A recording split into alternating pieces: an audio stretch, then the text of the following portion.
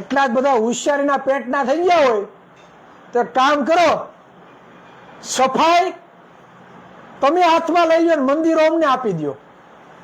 જેને આરક્ષણ હટાવવાની એટલી જ બધી ચરબી લાગી ગઈ હોય તો કામ કરો, મંદિરોમાં 100% આરક્ષણ છે, આરક્ષણ 100% લઈને બેઠા છે, તો મંદિરો અમને આપી દો અને કાલથી ગટર સાફ કરવા આવી જાઓ, સાફ સફાઈ કામ કરવા આવી જાઓ. આરક્ષણથી એટલી જ બધી તકલીફ હોય તો કાલથી સાફ સફાઈ કામ કરવાનું તમે કામગીરી સંભાળી લ્યો અને મંદિર અમને આપી દો. અમે પણ પ્રભુની સેવા કરીએ, અમે પણ ઈશ્વરની સેવા કરીએ.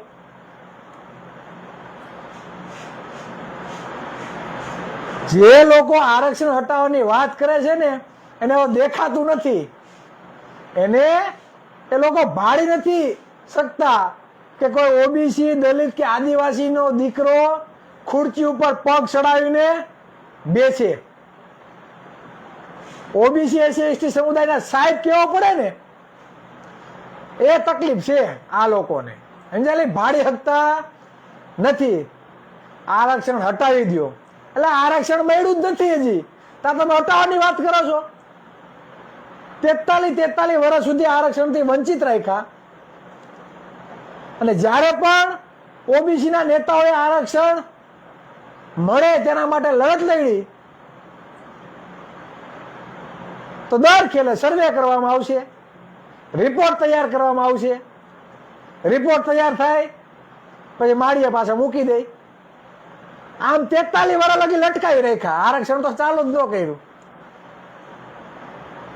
જેમ એસસી અને એસટી સમુદાયને આરક્ષણ બંધારણ અમલમાં આવ્યું ત્યારથી એને આરક્ષણ મળ્યું છે, જો ઓબીસી સમાજને બાબા સાહેબ આંબેડકરે તો સંવિધાનમાં સૌથી પહેલા આરક્ષણની વાત કોના માટે કરેલી છે તો કે ઓબીસી સમાજ માટે 340 આર્ટિકલમાં.